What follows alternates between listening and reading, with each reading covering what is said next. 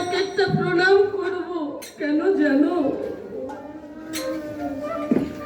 সকাল হতে না হতে কুরুক্ষেত্রের মাঠে যুদ্ধ শুরু হয়ে যাবে। ওই যুদ্ধে যদি তোমার হতভাগা যুধিষ্ঠিরের মরণ হয়, আর তো কোনোদিন তোমার চরণে প্রণাম করতে পারবো না।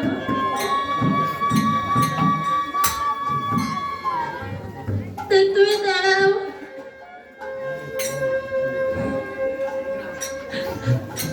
তোমার চরণে আমি একটা প্রণাম করবো।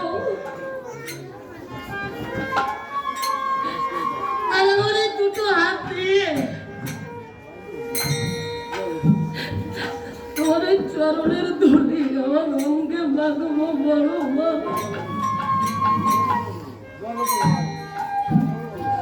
তুমি যে একজন মহা তপস্বিনী, তুমি যে একজন পরম বৈষ্ণবী, কেন জানো? আমার তাতশ্রী অর্থাৎ আমার জ্যাঠামশাই, আমার তাতশ্রী চোখে দেখতে পায় না, তার জন্য তুমি বস্ত্র দ্বারা তোমার চক্ষু দুটোকে তুমি আবৃত করে রেখেছ। বলতে পারো তোমার মতো তপস্বিনী, তোমার মতো বৈষ্ণবী কে আছে? স্বামী পৃথিবীর আলো বাতাস দেখতে পারে না, তাই তুমিও দেখো না। তাই এই যুদ্ধ শুরু হওয়ার আগে যদি তোমার চরণে প্রণাম না করি, তাহলে যে জীবনে আমার চরম ভুল হয়ে যাবে। তাই তুমি দাঁড়াও বড় মা।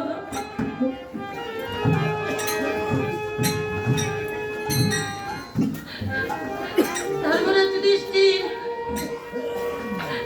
যেমন মাতা গান্ধারীর চরণে প্রণাম করেছি, আজ আমরা প্রণাম করবো এই কৃষ্ণ ভক্তের চরণে, যাকে দেখে মুখে আমার আসে কৃষ্ণ নাম, তাকে আমি বৈষ্ণব জ্ঞানে করিব প্রণাম। যাকে পাপ মুখে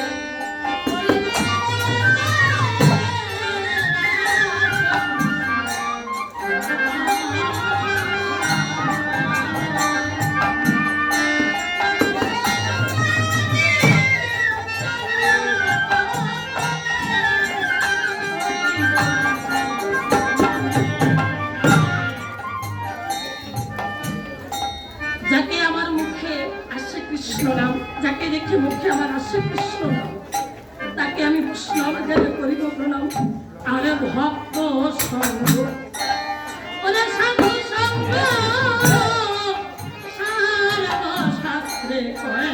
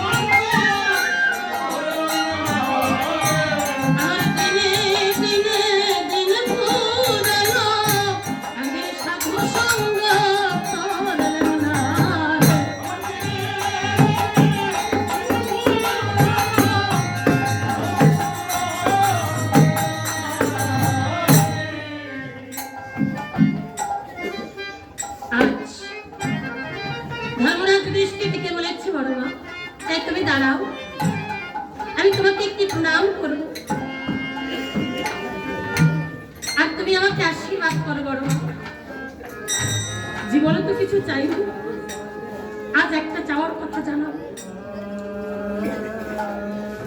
ভয় নেই বলো, রাজত্বও চাইব না, সিংহাসনও চাইব না, শুধু একটা চাওয়া, তুমি এই আশীর্বাদটুকু করো, আমার কৃষ্ণ আবার যদি জগতের বুকে পাঠাও, শুধু এই জন্মে নয়, যতবার জগতের বুকে পাঠাবেন, আমি জন্মে জন্মে যেন কৃষ্ণ চরণের দাস হতে পারি,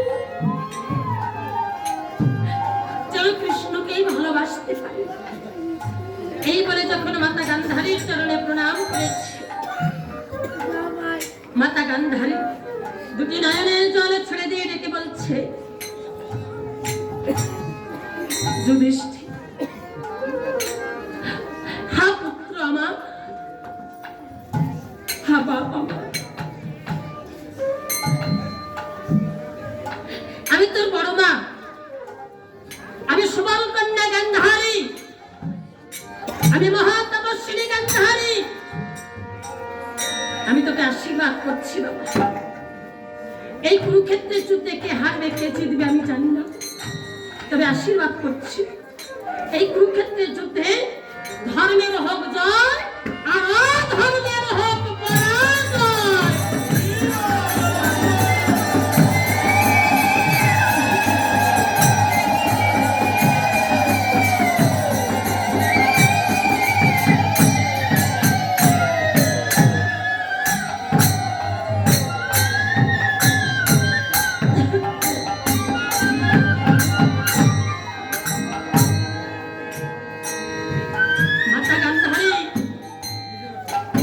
আশীর্বাদ করলেন ধর্মের হোক জয় আর অধর্মের হোক পরাজয়। এই আশীর্বাদটা করে মাতা গান্ধারী চলে গেলে আর ভগবান শ্রীকৃষ্ণ আড়াল থেকে মৃদু হেসে ডেকে বলছে, দাদা যুধিষ্ঠির, এটা একমাত্র তোমার দ্বারাই সম্ভব। কেন জানো? কুরুক্ষেত্রের যুদ্ধ এখনো শুরু হয়নি। আগামীকাল প্রভাত বেলা থেকে কুরুক্ষেত্রের মাঠে যুদ্ধ শুরু হবে। যুদ্ধ শুরু হয়নি, আর যুদ্ধ শুরু হওয়ার আগে তুমি রেজাল্ট আউট করলে। মাতা গান্ধারীর মুখ থেকে আশীর্বাদ বর্ষিত হয়েছে, ধর্মের হোক জয় আর অধর্মের হোক পরাজয়। এটা একমাত্র তোমার দ্বারাই সম্ভব। এই কথাটা কৃষ্ণ কেন বললেন বাবা? কারণটা কি? কারণ যখন প্রথম ধর্মরাজ যুধিষ্ঠির মাতা গান্ধারীকে ডাক দিয়েছিল, ডাক শুনেও না শোনার ভান করেছিল, এটা কি যুধিষ্ঠির বোঝে নাই? বুঝেছে।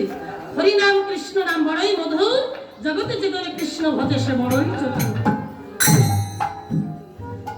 বুঝেও না বোঝার ভান করে, ধৈর্য ধরে, মিনতি করে, বিনয় করে মাতা গান্ধারীর চরণে প্রণাম করেছে। তাই আমার কৃষ্ণের কৃপায় মাতা গান্ধারীর মুখ থেকে অত বড় একটা আশীর্বাদ বর্ষিত হয়েছে যে ধর্মের হোক জয়, অধর্মের হোক পরাজয়। তাই নিচু হলে কিন্তু কিছু মিলবে বাবা, নিচু না হলে কিছু মিলবে না। আজকাল আমরা অধিকাংশ পায়ে হাত দিয়ে প্রণাম করতে কষ্ট হয়। নমস্কার, ভালো আছে। পায়ে হাত দিয়ে নমস্কার করা আর এই দুটো হাত দিয়ে পা থেকে ধুলিটা নেওয়া, রাত দিন ডিফারেন্স। নিচু হলে কিছু মিলবে। হাতে করে নমস্কার, নমস্কার, ভালো আছে? আশীর্বাদ দেওয়ার সময় আছে? হ্যাঁ বাবা ভালো আছে, তুমি ভালো আছো? ঠিক আছে, ঠিক আছে, আসে। আর যদি পায়ে হাত দিয়ে প্রণাম করা হয়, আপনি যদি পায়ে হাত দিয়ে প্রণাম করেন, আমি যদি পায়ে হাত দিয়ে প্রণাম করি, আপনি নিশ্চয়ই মাথায় হাতটা দিয়ে বলবেন যে মা তোমার কল্যাণ হোক বা তোমার কৃষ্ণ ভক্তির উদয় হোক। আপনার মুখ থেকে একটা না একটা আশীর্বাদ বর্ষিত হবে। এই নিচু হলে কিছু মিলবে, নিচু না হলে কিছু মিলবে না। তাই আমার গৌর হরে কৃপাও যদি পেতে হয় তাহলে নিচু হতে হবে, নিচু না হলে কিছু মিলবে না।